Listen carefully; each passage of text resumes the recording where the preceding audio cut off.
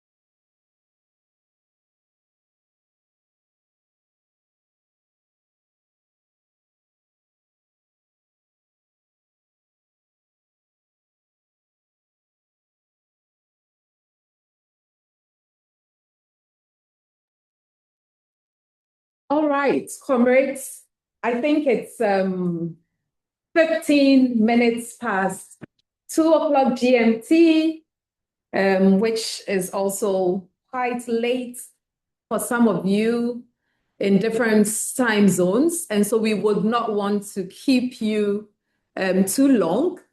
We've also only set out 1.5 hours for this very important discussion, and we do not want to lose much of that time. And so whilst we still expect a few more people to join us, we would like to kick off the discussions in hope that others would meet us somehow to enrich the discussions. Because the whole idea is to bring together different groups of climate activists, climate specialists, people working on climate policy across various fields, various constituencies, to unpack some of these critical discussions or some of these critical themes and topics within the climate policy framework or landscape. And so we are starting this first series, which we are calling Just Transition Unpacked, today on a very important topic, one that is very important to us, especially in the global south, but then even more specifically to the whole questions around just transition. And so most of you would have seen the flyer around, would have seen the invitation. Our first topic for the Just Transition Unpacked series is on the narrative shift in climate finance, financing a just transition.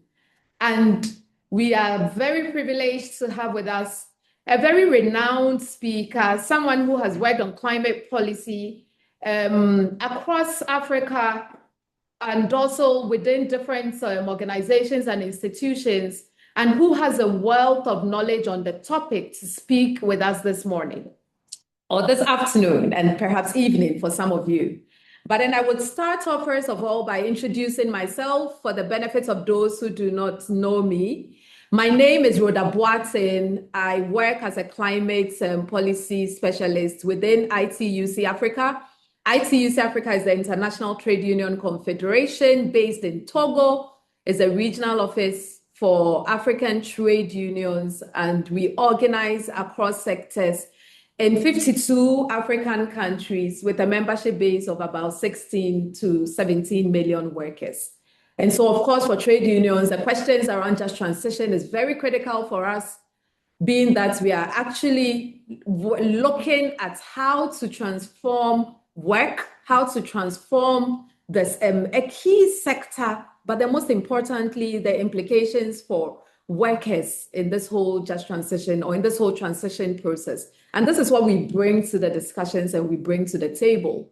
But then importantly for us today, I am not here only as ITUC Africa, but as a member and co-convener of the Just Transition platform, a platform that is bringing us all together this afternoon, and which we'll have the opportunity to hear a bit about before we kick off our conversations.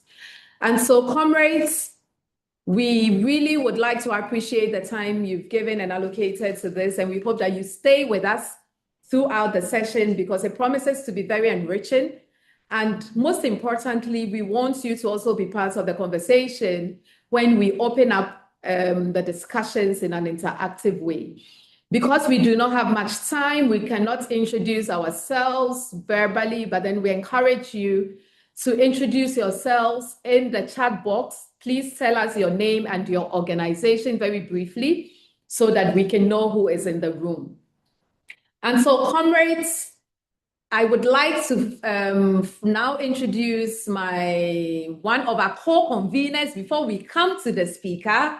I see Dr. James is ready. He was very punctual and has been connected for a while now. But before we come to him, I would like to invite one of our co-conveners, Robert Mutami, who would briefly introduce the Just Transition platform, because it's important for us to get to know who this platform is and what the platform does. And so, Comrade Roberts, thank you very much, and kindly tell us a bit more about the Just Transition platform. Thanks a lot, Rhoda, and thanks the various participants joining the webinar today. Thanks also to the speaker for today's discussion.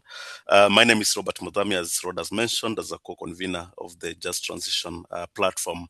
And as the global dynamics continue to evolve, Africa stands, of course, in a very unique position to influence the discourse and its development in a way that is more based on equity, sustainability, and also resilience, confronting the global challenges that we see in a just and also equitable transition.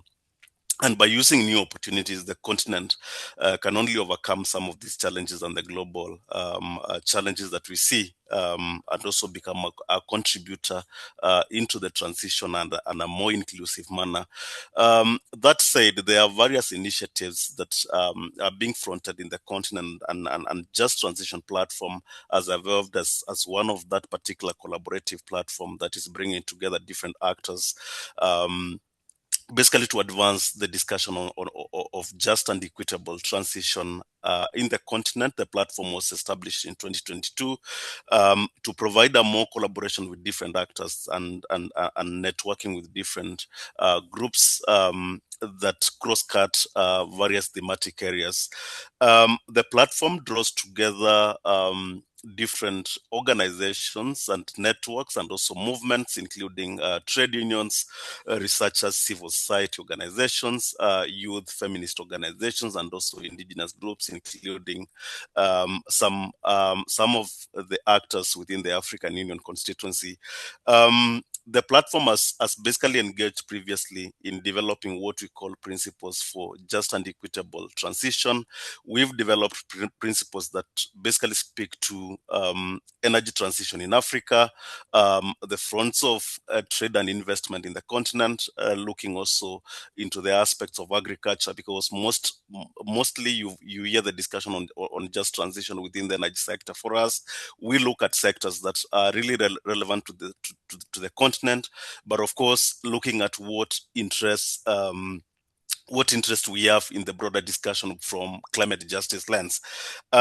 Today, we're looking at a very critical topic, which is actually climate financing and the shifting in terms of climate financing, and especially where we see opportunities for just transition. And it's good that we have Dr. James Murombedzi, a very seasoned policy specialist, to also help us unpack the whole discussion on climate financing. And of course, this is not like the last time we are discussing climate financing. I think it's a continued conversation. I hope we will have a very fruitful discussion that will help us also take a few points home that could also inform various policy discourses in Africa. Thank you very much, Rhoda, and looking forward to the discussions. Thank you very much, Robert, for that brief introduction of the Just Transition platform. For those who did not know who the Just Transition platform is, I hope you have a bit more clarity. But indeed, in fact, hopefully we also get more time to engage about the platform. You can find out more from our social media handles. If you are not following us already, please find us on LinkedIn as well as other social media platforms to stay updated on the work of the platform. We are privileged to have our other co-convener here with us. This person doubles as a co-convener, but then also from our partner organization. The Just Transition platform is supported by Climate Works Foundation, and we have the project lead who has been a key member of this platform and has really been supporting the work since its inception. And so would like to invite Comrade Ruth Chirono to just give us also some opening remarks before we kick off. Okay, thank you very much, Rhoda. I appreciate that. For those who don't know me, my name is Chirono Sego, and I work as a senior program manager with the Climate Works Foundation. As Rhoda mentioned, we have been supporting the platform for a number of years right now, and we are one of the co-conveners of the Just Transition platform. So really excited to be here today to talk a bit more about just transition finance, which is a topic that is emerging of great interest in the field of transition finance. And so I'm looking forward to learning more about just transition finance from James. Thank you very much. Awesome. Thank you very much, Ruth, for joining us. We know it's quite early where you're connecting from, but this is also the beauty of some of these discussions that we have, that due to the importance, we actually connect and contribute in the best way we can. And so Ruth indicates she's looking forward to learning. We have a few objectives lined up for this webinar. Of course, it's supposed to be very interactive, informative, coming from a specialist who has worked on the issues and has quite a wealth of experience on climate policy, but specifically on climate financing. And so what we are seeking to achieve in the next few minutes is, first of all, to unpack the concept of financing a just transition, particularly in the African context, where climate considerations and development interplay. And so we hope that Comrade James would be able, and I'm calling him Comrade James because this is how we address each other within the trade unions, and being a good ally, we want to think that it is okay to call you Comrade James. And so he would unpack some of these, the concepts of climate financing to us, but most importantly also, we want to interrogate the narrative shifts in climate financing and what it means in practice for policy institutions and access modalities. But most importantly, we are also hoping that the session would also critique the gaps and misalignments between the existing climate finance models and the realities of the vulnerable and marginalized communities, which most of our countries actually also form part of. And then lastly, we are hoping that the conversation would spur critical dialogue and shared learning among practitioners, policymakers, and civil society actors engaged in the just transition landscape. And so, comrades, we have all agreed that the question on climate financing is very topical, very critical, and that is why we've all convened here. And we hope that the next few minutes would help us really to go through some of these objectives and actually leave with a clearer understanding of the concept, but then most importantly, also have a firmer direction on how we want to advance these discussions when it comes to a platform, but then most importantly, even as our individual organizations and constituencies we represent. And so without much ado, I would like to now invite Comrade Dr. James Murombedzi, and I am still struggling to pronounce the name. Forgive me if I don't pronounce it very well, but Comrade James Murombedzi. And for those who do not know Comrade James Murombedzi, he is an independent climate policy and governance analyst. He most recently was a coordinator of the Africa Climate Policy Center at the UN Economic Commission for Africa, UNECA. He's actually a key voice on the continent, and he has shaped various narratives on climate finance, but then also worked and supported the Africa Group of Negotiators, and is a very good ally to civil society organizations. And that is why we've actually reached out to him this afternoon to kick off this discussion or this webinar on Just Transition Unpacked. Comrade James, thank you very much for making time to join us. And I would now hand over to you as you take us through the next few minutes on what you have prepared for us on the topic. Thank you. Thank you. It's my pleasure, Comrade Rhoda, and thank you very much for the invitation to participate in this series of webinars. I have a few slides that I prepared. I don't know if I have the authority to share my slides from where I am. Yes, please. You can. Okay, good. So as you say, Rhoda, there are really quite a number of issues, dynamics that we are experiencing in climate finance. But for me, the real key issue is to understand the context in which the different initiatives, as well as the different imperatives that define how climate finance is couched but also implemented. So that context is really a dynamic context, and the ways in which it is evolving also affect the ways in which we understand the just transition context itself, but also the ways in which we need to negotiate the Africa's position going forward. So here, today, I'm going to be actually talking about particularly the processes of financialization, proceduralization, and fragmentation that have been happening in the UN Framework Convention on Climate Change since the Paris Agreement itself. And so I call this the post-Paris period, because there are really a number of key developments which have occurred, which actually affect the way in which we should understand climate finance, but also the way in which the different climate finance initiatives are being implemented. Can you see my slides? Yes, we can. Okay, very good. So I think the key questions that I'm trying to answer is, we do understand generally that the architecture of climate governance broadly has changed in the 10 years since the Paris Agreement itself. But on finance, which is the way in which climate action is financed, we notice that, in fact, climate action itself is increasingly moving away from systems that were determined by national responsibilities to systems that are mediated by investment and hybrid initiatives.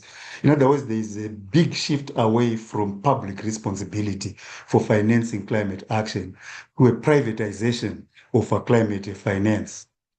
And in Africa, these shifts are very significant because they then have implications for common but differentiated responsibility, but also for the different climate strategies on the continent. So the way I'm framing this question then is to try and understand exactly the systems that are mediating the climate finance and the ways in which those mediations are affecting climate action. So we recognize that in the post-Paris period, excuse me, I went too far ahead there. There are three trends which are mutually reinforcing, which are shaping the ways in which climate action is evolving. The first is a financialization. And we understand financialization in the broad sense that this is in fact a shift towards a profit motive, where markets and finance institutions are driving the implementation of climate action. What this means, financialization, is that therefore those initiatives that are not profitable for the market, for private capital, are in fact left behind. And many of those unprofitable initiatives are the initiatives that would define what we think is the just transition on the continent. And I'll explain exactly how financialization is occurring within the context of the UNFCCC. The second trend, and very importantly, is the process of proceduralization of the negotiations themselves. So you'll see that the COPs, since Paris, have actually tended towards, instead of coming up with very definitive implementation outcomes, what you have instead is a multiplicity of work programs, which are processes that are ongoing, and many of them are ongoing for over a decade now. And these processes, these work programs, in fact, do not define any binding action necessarily. And many of them become self-perpetuating. So you have different work programs, that have been going on for so long. And we'll discuss the kinds of outputs that we get from them. But the third aspect of these trends is fragmentation, where you have, on the one hand, the negotiation process in the COP is focused mostly on the work programs, metrics, compliance, and so on. But outside of the COP is where you have perhaps some of the most significant initiatives that have been delivered in the last few COPs. So these are mostly bilateral, but also in cases plurilateral deals that are completely outside of the UNFCCC framework, in the sense that they are not governed by the negotiations, but they are seen as adding to the impact of the negotiation process. Now, the impact of these processes, these dynamics combined, is that we actually see a shift of power from multilateral equity norms to financial actions that are driven by financial actions whose motive is based on investment logic, on profitability, more or less. Now, to understand this question, of course, we have looked at an analysis of what has been happening in the UNFCCC decisions from Paris to COP30. And they've also reviewed the different data that is available from multilateral development banks, and particularly the OECD. The OECD is actually perhaps the most comprehensive platform for tracking climate finance data.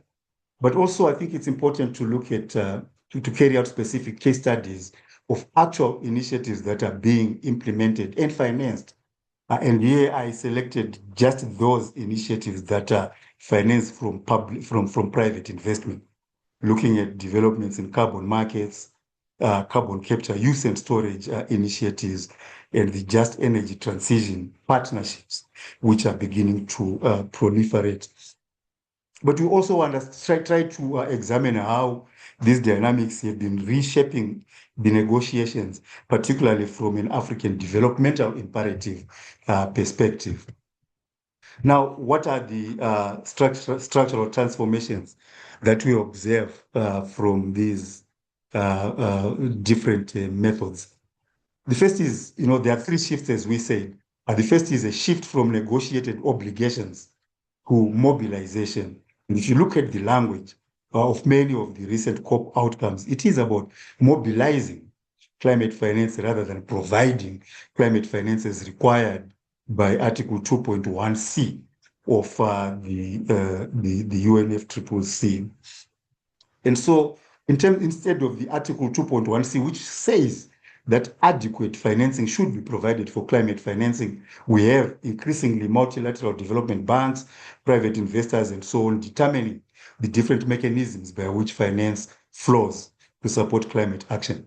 And the immediate effect, the observed effect of that is it weakens common but differentiated responsibility, respective capacities, and also accountability.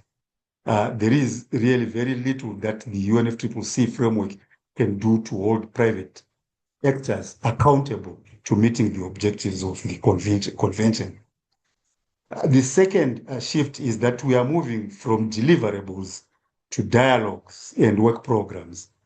So the COPs themselves are no longer focusing. If you look at the last 3 or 4 COPs, they've all been, implementation COPs, finance implementation, adaptation implementation, and so on. But in fact, the outcomes of those implementation COPs has not been implementation, any necessarily agreed implementation program. Instead, we've actually had work programs that are looking at mitigation, adaptation, just transition, a whole suite of work programs that you will see in the COP outcomes. And what this does is that it expands the procedural focus of the COP and subtracts away from the substantive outcomes that we are looking for. And the third shift, the fragmentation shift, is that we see a shift from multilateral agreed outcomes where every member of the COP, every party to the COP is expected to contribute to the outcome. There's a shift away from that to bilateral agreements between different parties or plurilateral agreements between multiple parties.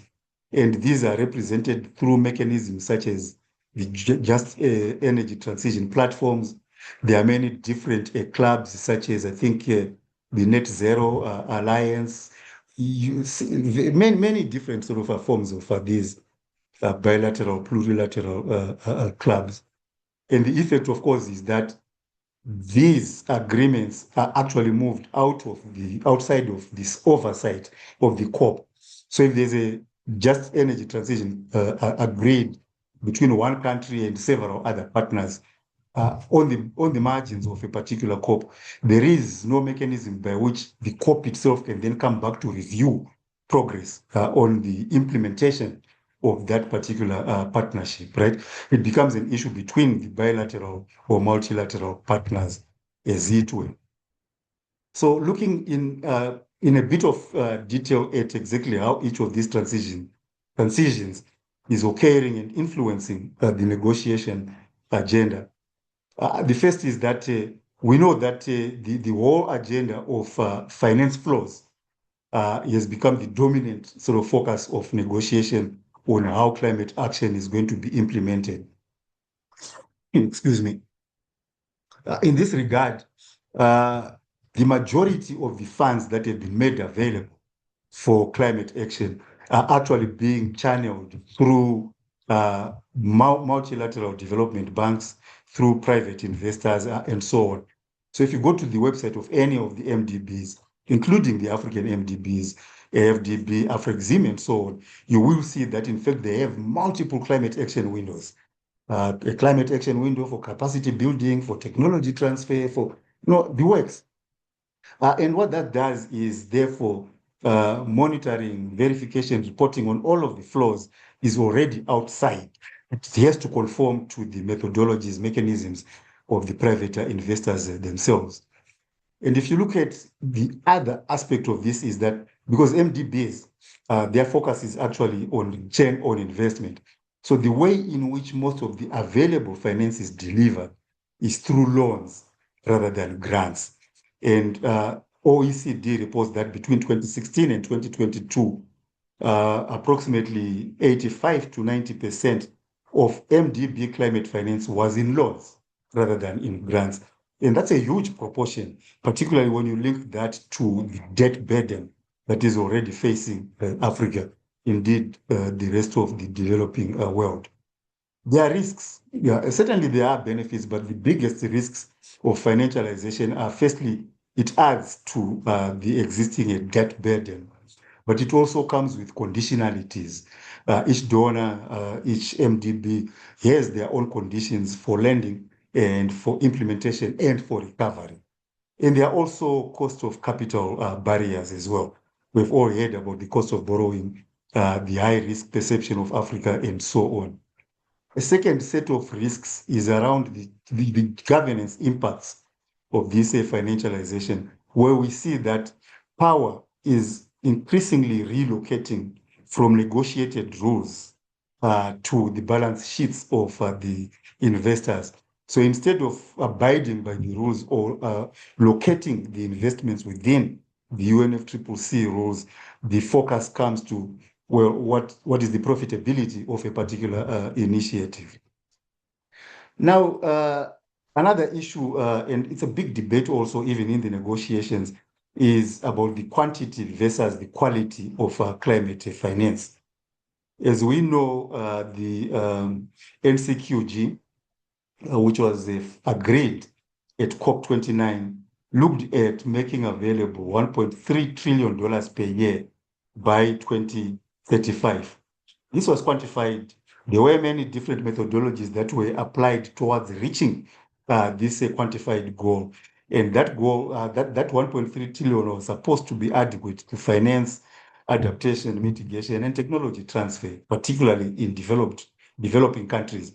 And it was also based on Article 2.1. We know the disagreements about the actual quantum that was eventually agreed at COP29. But that aside, we also know that the agreement states expressly that only 300 billion per year is expected to be provided by different developed countries through their obligations, their UNFCCC obligations. So that's only about 23, 24% of the NCQG, which is in fact an obligated provision by the developed countries.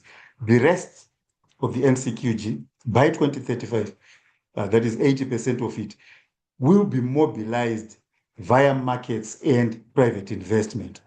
This is very significant, but this is where we actually see that, in fact, the main mechanism of providing climate finance, and this is agreed by the negotiations, is shifting from public provision to private mobilization.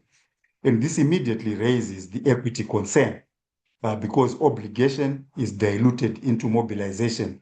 You cannot hold anyone accountable for mobilizing or not mobilizing. Excuse me again. So the lesson for us, of course, is the shift, the focus of our negotiation and our engagement with the MDBs, with our bilateral partners, must shift to the quality of climate finance. In other words, shift away from, even if the finance is mobilized, even if it is investment, then at least it should not be adding to the debt burden, and it should be grant-based rather than even concessional finance. Because as you know, concessional finance is still a loan. It has to be repaid. So looking at the different mechanisms, financial market mechanisms that have been deployed through the UNFCCC, perhaps the most significant one is Article 6 of the Paris Agreement, which gets carbon markets, which enables carbon trading as a mechanism to mitigate climate emissions. the original framing of Article 6, 662, 64, 68 is precisely that carbon trading is supposed to enable emitting countries to pay for their emissions, and that the cost of emissions should be such that it will be greater than the benefit of emitting. In other words, as the cost increases, you would expect that emissions will begin to decline. But if you look at the response of most African countries, African governments, it is not to look at carbon markets as a climate mitigation mechanism, but rather as a new form of climate finance, a new source of climate funds. And this has actually led to a race to the bottom, where African countries, African member states are creating carbon markets and selling carbon credits at rock bottom prices. And what this does is becomes cheaper to pollute and pay for carbon credits from a developing country which is prepared to accept very low prices for carbon, right? So the highest price that Africa has been able to get from carbon trading, Article 6, is actually $18 per ton of carbon emitted. And that was achieved only recently in Zimbabwe after they finalized their new carbon rights frameworks and so on. But on average, since Article 6 was agreed, the average price of a ton of carbon in Africa has been not more than $10 per ton. Compare that with the EU carbon trading system, where average prices have actually ranged around $80 per ton. Now, that is sufficient to become a disincentive for polluting, but this has not happened in Africa. And then, of course, we have other mechanisms outside of Article 6, such as the RED Plus projects, which are actually governed by Article 5. And Africa has had a long experience with reducing emissions from forest degradation and deforestation. And there are issues there, particularly around integrity and rights. And there are many examples there. You may recall the experience of the Zambezi Valley in Zimbabwe around Lake Kariba, where about 15 million carbon credits were sold to blue carbon ahead of COP29 without any necessary consultation and without a framework to regulate. And then it turned out that no one knew exactly where those credits were going to be acquired from, where the forests or the sequestration ecosystems were located, how it was going to be governed, and so on. It became so problematic that when Zimbabwe created their own carbon markets authority, they had to cancel all of those 15 million credits. And also there are these examples from northern Kenya, again, where there are real issues around safeguards of rights, consent of local communities, benefit sharing mechanisms, and so on. So the real risk from Article 6 and from RED Plus is that there is, what is now increasingly referred to as carbon colonialism, where lands, forests, and so on are grabbed and result in exclusion of existing rights and other forms of abuse. And I think this clearly means that we need to have proper policy and governance frameworks, as well as transparent national registries, excuse me, through which everyone can actually be able to understand exactly how much carbon is being sequestered, at what cost and at what benefit, and how it is being regulated. Again, we can discuss that in greater detail. So another initiatives we talked about carbon capture, use and storage. And this is really becoming a very significant abatement process in the context of the UNFCCC. And now there are about 45 carbon capture and use sites globally. The thing is, these are mostly technology driven, very technology intensive, and therefore very expensive to implement. And in many instances, they are unproven. So many of the technologies are experimental, and because of the cost, many of them are driven by subsidies. So the major investors in CCUS are in China and the USA. And many of these investments are directly linked to fossil fuel So the investments are about how you can abate emissions from fossil fuels rather than net reductions in emissions themselves. And we know that there is very little oversight, particularly from the UNFCCC processes on CCUS. There is a recognition by the Intergovernmental Panel on Climate Change that this is a very important technology and that it has to be developed. The IPCC, in fact, concludes that without emissions, without removals, direct removals of emissions already in the atmosphere, it would be impossible to achieve the 1.5 degrees goal. But what is required, therefore, is the establishment of a global system of oversight. And without that, CCUS is really only going to delay the period, the rate at which we overshoot the 1.5 degrees, making a goal. So the priority for governance, in my view, is we need to regulate liability for emissions, but also ensure that there's integrity and equity of access to the different technologies by all players. So I said the third aspect of these dynamics is the fragmentation or the proceduralization of the UNFCCC processes. And again, just a cursory look at the outcomes of the COPs, you will see that there's work program after work program. And many of the work programs are not even time bound. We have work programs where a preliminary report should be submitted to the COP or to the SBs after 2 years, and then they define further progress and so on. So many of these have been happening mostly since COP26. But in fact, the work programs actually predate COP26.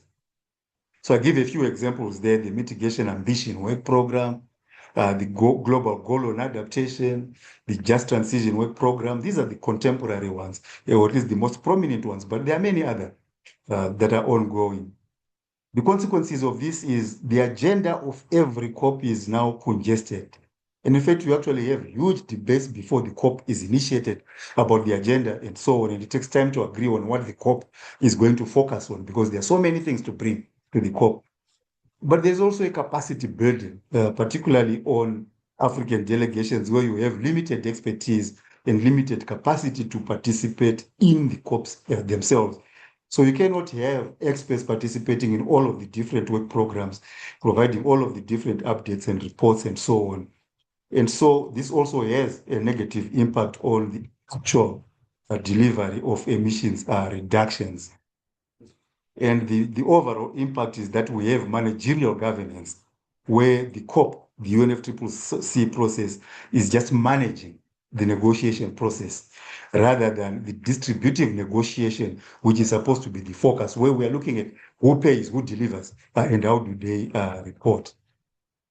So in fragmentation, again, I've already talked to this. We don't need to spend much time here, but I give the example of the Just Energy Transition Partnerships. These are really flagged as flagship events, is flagship agreements, which are outside of the UNFCCC model. The most prominent ones are I think the first one was the South African JET P, 8.5 billion. And if you look at the mechanisms to deliver that 8.5 billion, it's completely concessional loans and commercial loans. The Indonesia JET P, which is slightly bigger than South Africa, is $20 billion worth, and half of which will be delivered by private capital, and the rest will be a hybrid, concessional, commercial, and so on. And Vietnam, 15.5 billion, also a hybrid, integrating commercial loans, concessional finance, very little grant finance in there. Now, this model has got its advantages, and I think the main strength is that it has already been shown that it mobilizes capital very quickly, in the sense that, in fact, in energy transition, there are real possibility of private finance generating returns very quickly because you are, in fact, investing in new technologies. And so mobilizing capital where there is a profit possibility is relatively quick and easy. But there are risks, right? So when you look at as they evolve, these partnerships begin to be affected by donor politics. We've seen that they're dominated by loans, but critically, there's a very little focus on justice. And in particular, since our interest is in ensuring that transitions are just, not only just, but justly financed, this becomes a real challenge. And I think the general rule is, as we know, money talks, right? Where the money is also where the rules are. So what are the effects of these trends?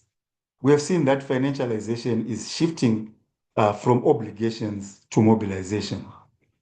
The convention itself says developed countries are obliged to provide. However, the different iterations of negotiations of that convention after the Paris Agreement have shifted away from that obligation towards mobilization.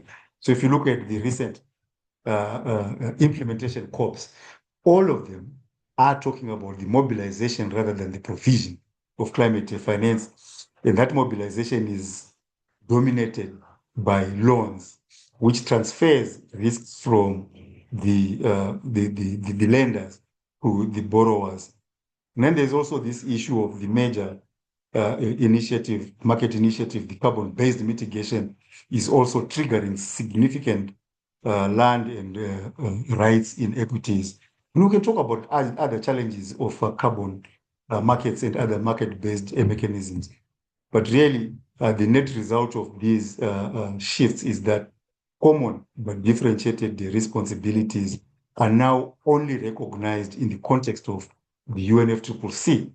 But in implementation of climate actions, you don't really see CBDR anymore. There are also impacts on the actual governance of emissions themselves. And if you look at the most recent IEA report, it demonstrates that global fossil emissions reached a record high in 2025, 38.1 gigatons. This is 10 years after the Paris Agreement. The UNEP 24-25 emissions gap report also shows the widening gap between implementation and actual emissions.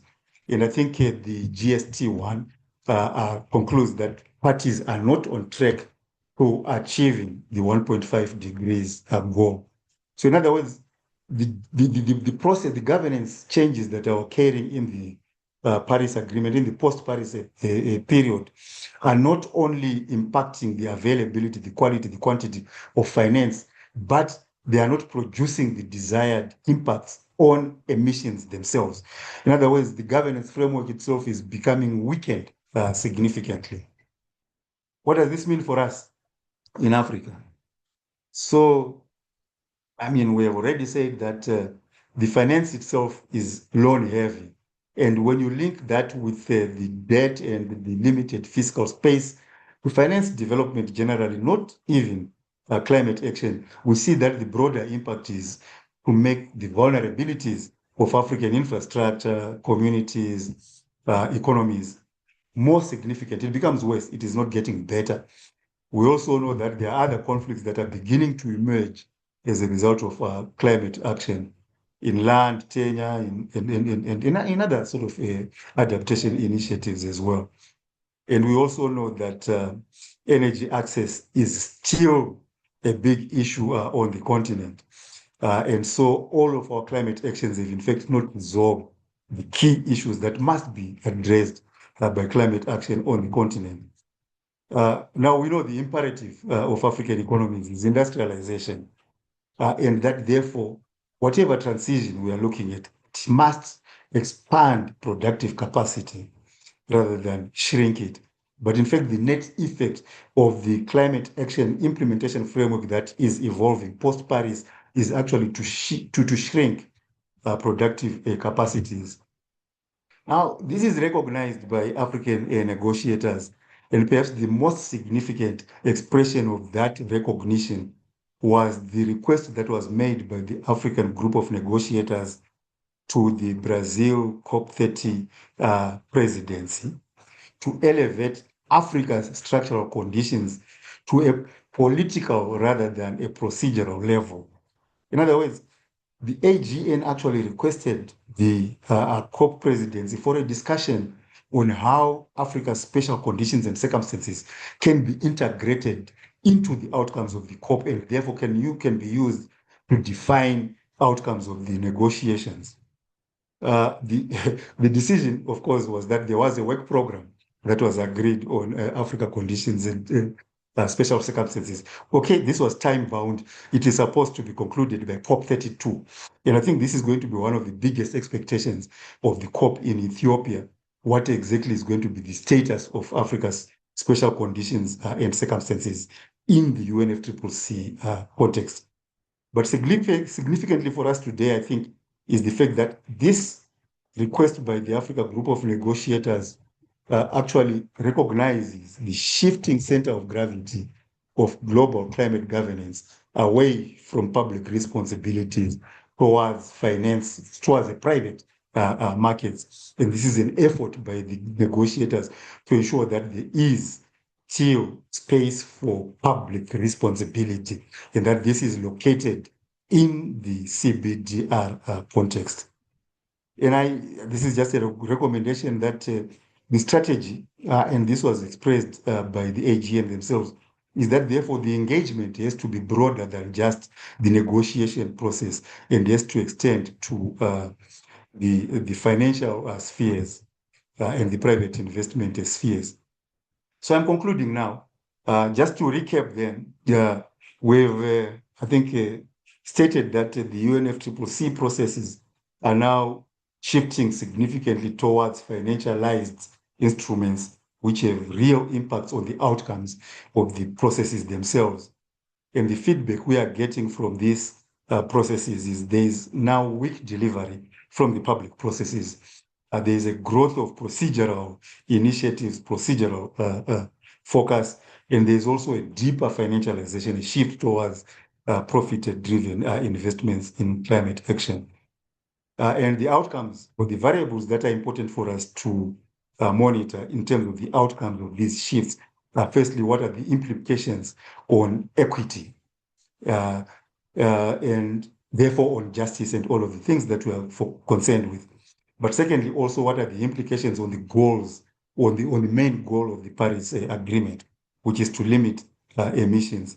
And finally, what are the impacts on Africa's development priorities? And the conclusions that we can draw here are, firstly, that the post-Paris governance is finance-driven, is process-heavy, and is fragmented. Secondly, it is important for us to note that the UNFCCC itself remains a very important place for setting the norms, for agreeing on the rules generally, or at least agreeing on the focus of climate action. But implementation has moved significantly outside of the public framework, the multilateral framework of the UNFCCC. And for Africa, this carries significant risks in the sense that equity itself is now embedded in finance architecture rather than in a justice context, which is driven by public recognitions. And so a strategic shift is required, a shift that sees us moving from defending space for us to negotiate, actually shaping the rules of how climate finance is mobilized, delivered, and provided. I think this is where we really need to begin to understand how we can shift the just transition conversation away from, well, this is what we need, this is what is moral, and this is what is ethical.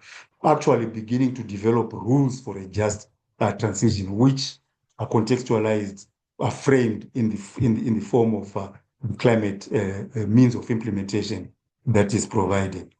So I'll stop there. Thank you very much for your patience listening to me. Awesome. Thank you very much, Doc, for that comprehensive presentation on the narrative shift when it comes to financing a just transition. And I think you've taken us through a very detailed overview of where we're coming from, where we are currently, and for me, most importantly, also what we should be focusing on, looking ahead, what should we be doing? And I am sure we have, fortunately, we still have enough time to interact a bit on this presentation that has come forward.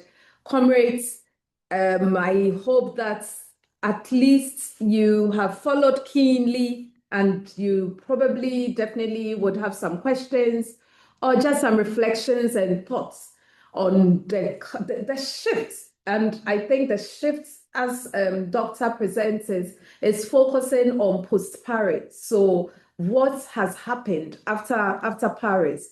And for me, what is most interesting as he ended was how he puts it to say the post-Paris governance is finance driven. I mean, we all acknowledge that it's the transition is very heavy when we analyze how we want or what we want to do. But what is also important to notice that apart from the post-Paris governance being financially heavy, it's also very process heavy. And I think this is what we are confronted with. For many of us who have been participating and following the UNFCCC processes, I think you definitely understood what the doctor shared with us, what the discussions or how the discussions have been unfolding in the last few years and during the UNFCCC processes. And what is also even worse is that it's also very fragmented. And so whilst we have the scientists actually giving us the scenarios of where we are and the need for urgent action, we have the processes are very heavy and also very fragmented, which actually makes it very difficult for us to really move towards the goals we have outlined for ourselves. But then also, as the doctor wraps up, I think it's very important what he said, the role of civil society, the role of environmental justice groups, the role of climate policy advocates and policy experts such as us have to move from a defensive role to a more critical role of shaping the rules. And I think these are the conversations we've been having actually even within the Just Transition platform on how we think we should do this. And I would like us to take the next few minutes. If you have any burning questions linked to what has been shared, please feel free to take the floor and ask. But then we also want to reflect on what has come forward. And most possibly, if you also have some thoughts on what you think we should actually be doing, for us, we think that is most important. These conversations are supposed to help us actually shape the narrative and also give some direction on how we want to move forward. And so, comrades, the floor is open for the next 10 to 15 minutes. We can take a first round of reflections or questions, if there are any. And then we would give opportunity for Dr. Kamba to respond to what has come up. And then we will be wrapping up the session, hopefully in good time. And so I see Chirono. I do not see any other. And so please let's start with Chirono, and then we also do encourage you to please let's interact with the presentation as it has come forward. Thank you, Chirono, and then after we will take Ujunwa. Thank you. Chirono, you can mute yourself. Please unmute yourself. Thank Okay, you. great. Thank you so much, Rhoda, and thank you, James, for a brilliant presentation. I think this is well put together. It's issues that people have been discussing in different spaces, but to see it all come together in one, presentation is really fantastic. So thank you so much for your expertise and for the effort that you put into this presentation. I do have a number of questions, but I'll just ask one right now, and then I'll come back a bit later. But I think the first one is, yes, it's true. We are seeing the financialization of the Paris, the post-Paris regime. And I guess the question is, just given the trends that we're also seeing in the world right now, in terms of the near demise of the welfare state, where there's actually, even in, some of these countries that perhaps have obligations under Annex 1 of the Paris Agreement, even within their own countries, there's very little appetite to support other things that may be deemed relevant for just transition. So things such as social protection and other, sort of sectors.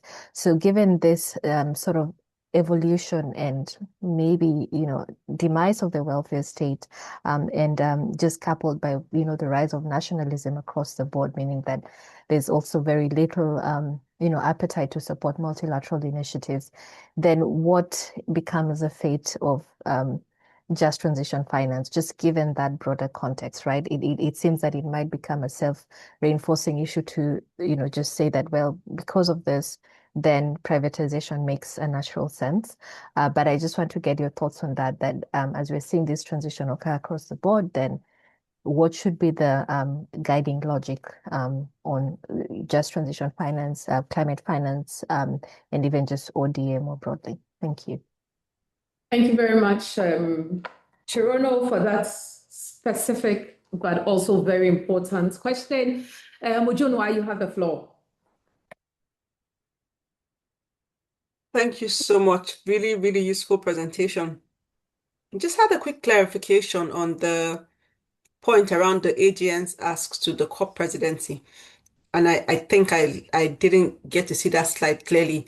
Was that to COP 30 presidency? Is that the current ask from AGN? I think I didn't see it properly, so I'm not sure if it's a current ask or the past ask, and if we have a sense for where the ask is going. I know there have been conversations recently with AGN, so it would be good to sort of, if anyone, and as well as yourself, has a sense for where we might be going with that.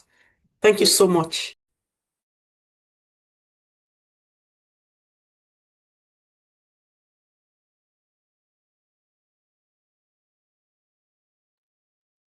I think, James, you can just go ahead. Okay, thank you. Thank you very much. So, Chirono, you ask a very fundamental question regarding the evolving nature of the multilateral process itself and what exactly that would mean for the just transition framework, given all of the different dynamics and so on. Okay, my grandson just arrived from school. Hopefully you'll be peaceful, right? It's okay. Hello. All right, good. So, sorry about that.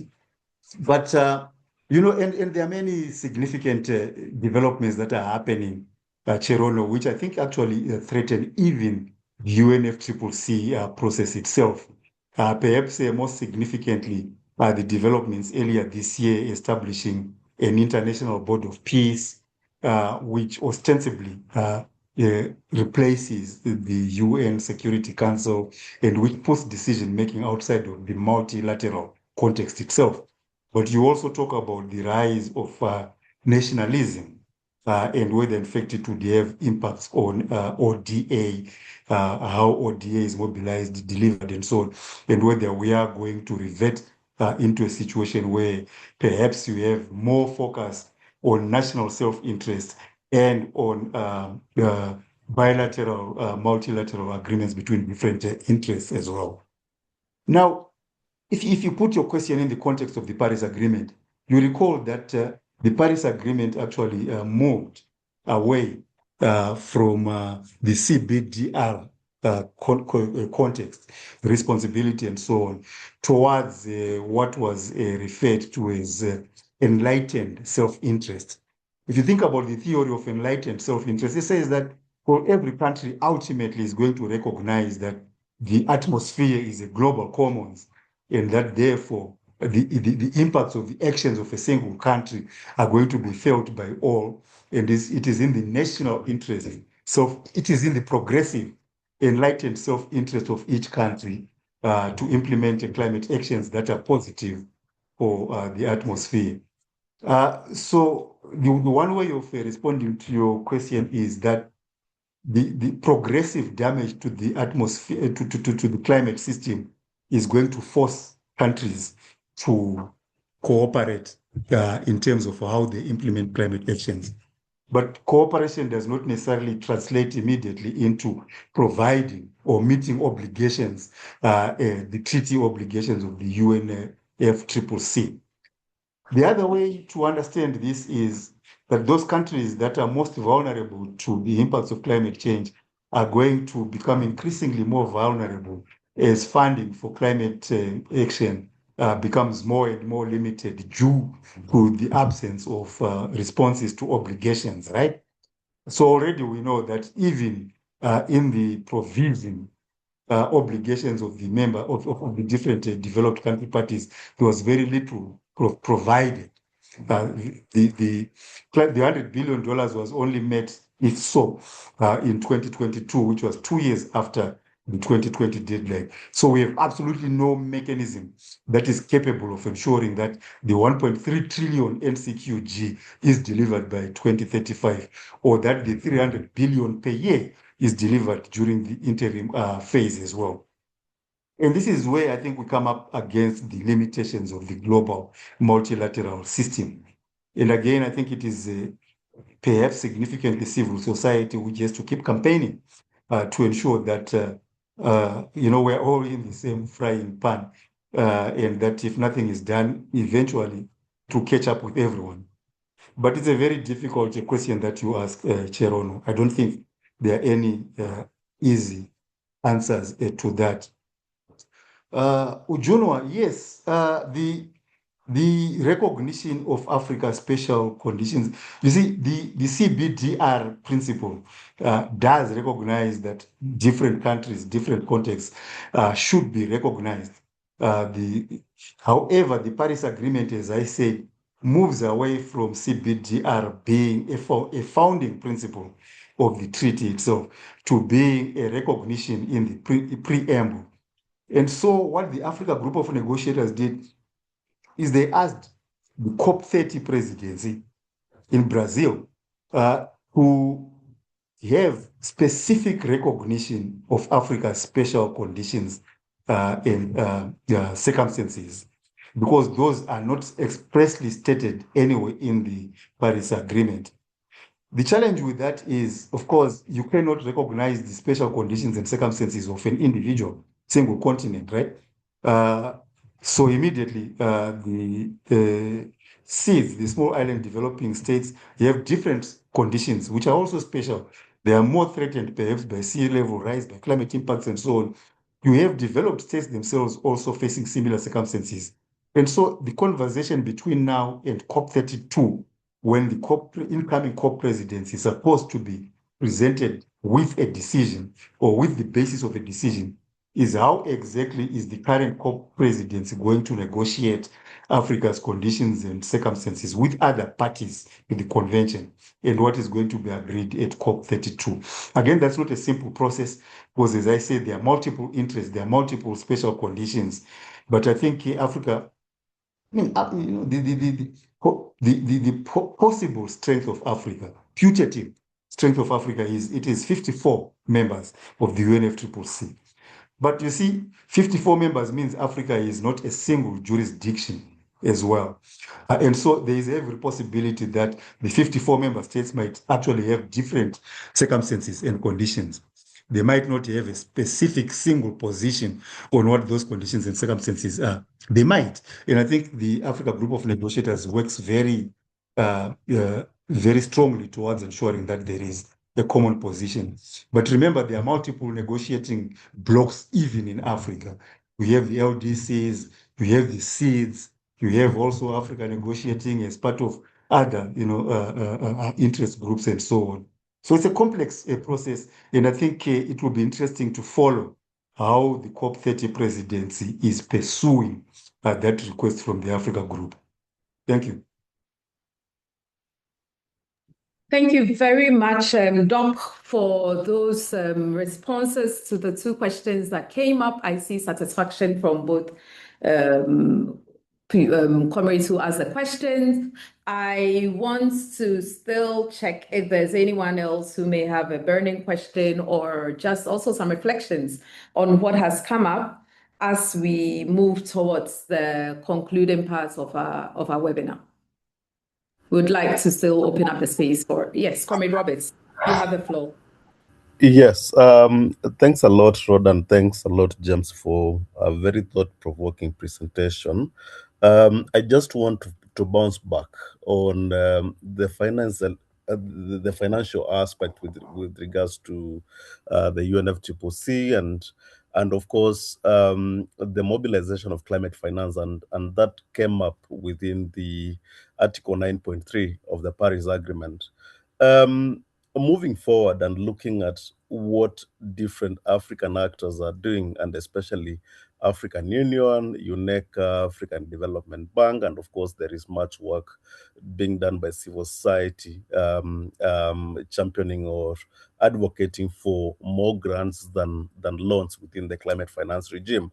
But what it seems like you've said, it's more of development of different mechanisms and tools to mobilize climate finance, be it guarantees, be it loans, be it debt for nature swaps, etc., etc. And it seems that even our partners from the north that we are working with, they are no longer interested basically within on the broader conversation on climate change finance, but more in advancing their tools and instruments for mobilizing private capital, because the Paris Agreement has given that particular window. But of course, we have the convention that basically speaks within the principle of common but differentiated responsibilities and respective capabilities. So moving forward, looking at the Paris Agreement, of course, is a non-binding agreement and the convention. How do we balance the actions that our partners in the North are advocating for and the push that different African actors are pushing for? Then how do we navigate this space? Because it also seems within the climate funds that the UNFCCC has established, like the Green Climate Fund, Adaptation Fund, there is also much push within those financing mechanisms for more private sector centered climate financing mechanisms. So how do we balance or navigate this path in ensuring that climate finance flows to developing countries, looking at the vulnerabilities that we have in the continent, but of course taking into consideration that the continent is also developing, but navigating that path that we still have many instruments that are being pushed for, but we also see more private sector actors being involved in the climate change actions, and more from a private sector led initiatives. Thanks. Thank you very much, Robert, for that. I see two more hands, and so I would quickly take those, and then we would invite Dr. James as we wrap up. So, Comrade Cherono, and then Comrade Cherono, take the floor, and let me see who the next is. You're muted. If there's someone else in line, they can go first, since I've already asked a question. Yes, unfortunately, I'm not seeing who. And so, yes, you may go. Okay. I just wanted to touch on the point that you mentioned about, why this, new shift that we're seeing is potentially disadvantageous, right? So you did mention that loan dominance is transferring risk from lender to borrower. And I think that is something that, we are increasingly recognizing in terms of the debt burden that is continually growing. So I wanted to maybe just touch a bit on that and think about then how we approach the the question of risk in transition finance. So in general, the arguments that were made for JETPs, for instance, was that by providing support through just energy transition partnerships, they would enable countries, countries that had high carbon dominance in production, to be able to manage short-term risk of transition until, they get to a point where they're able to get over that immediate short-term risk. So, but then again, the question here is that perhaps those instruments necessarily don't address risk, even if they're intended to, but rather compound risk because they're, loan or rather risk-creating instruments. They're provided through risk-creating instruments. So I think that's a very important nuance that you've raised, and so. If we were to then just think about this outside of, or just purely in the context of transition finance as something that manages risk more broadly, both social, economic risk, financial risk and others, then what would be sort of the alternative to that? Like, how should we think about risk in the context of transition finance, but also specifically in the context of just transition finance? Thank you. Thank you very much, Ruth. And yes, I would quickly hand over to you, Doc. Two very important questions. And then I think we would be wrapping up shortly. So comrades, please stay with us. We do not intend to go too long beyond the time. Thank you, Doc. Yeah, indeed. I think both questions are very profound. And I think this is where we need to be applying our minds. If you will allow, I'll try and respond to both questions in one response, because I think they address the same fundamental issue. You see, for me, one of the biggest weaknesses of climate advocacy is that, in fact, it has actually become siloed. The assumptions that we make is that by addressing climate issues, we also address the fundamental underlying challenges of development on the continent. I really think we need to begin to think about mechanisms, both methodological but also conceptual mechanisms by which we can firmly locate climate action on the continent in the broader development context, in the broader development imperative of the continent. Practically, yes, there is a need to maintain a focus on climate change, but when you look at the participation of the climate constituency, if you allow me to call that, in other major initiatives such as in financing for development, in the reform of the global financial architecture, in even the reform of the multilateral processes themselves, we are absent. I understand that we have very urgent and major concerns that directly focus on climate change, but I think we need to begin to develop mechanisms for integrating.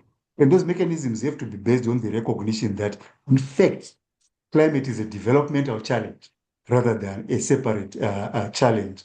And so if we are going to get, for instance, to address the ways in which risk is perceived in multilateral development and lending, we cannot do that by saying the high interest rates that we are paying impede our ability to implement climate imperatives, right?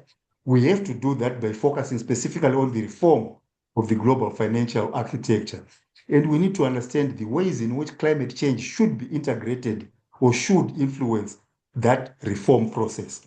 What I mean here is the reform of the global financial architecture is in fact not even significantly addressing. You will find mention of climate change, but very peripheral. And so how can we become part of those processes? How can we integrate, even at a national level? How does climate change, climate strategy, climate policy become part of national development policy? When you look at the UNFCCC and the Paris Agreement, our main climate actions are the NDCs. There is absolutely no obligation in the Paris Agreement for the NDCs to focus on anything. We just have to submit the NDC. In other words, we have a reporting responsibility. there is nothing which says what should be the content of those NDCs and how do we ensure that the content is actually translated into programs, into the so-called long-term low emissions development strategies. So what we as a constituency is we could actually use the NDCs as a readily available mechanism for compliance rather than for reporting, for reporting and implementation rather than for compliance. So how do we ensure that national government processes ensure that NDCs are meaningful development documents, meaningful implements into development policies? And how do the financing of those NDCs therefore translate into engagement between our national financial policies and the global financial policies and so on?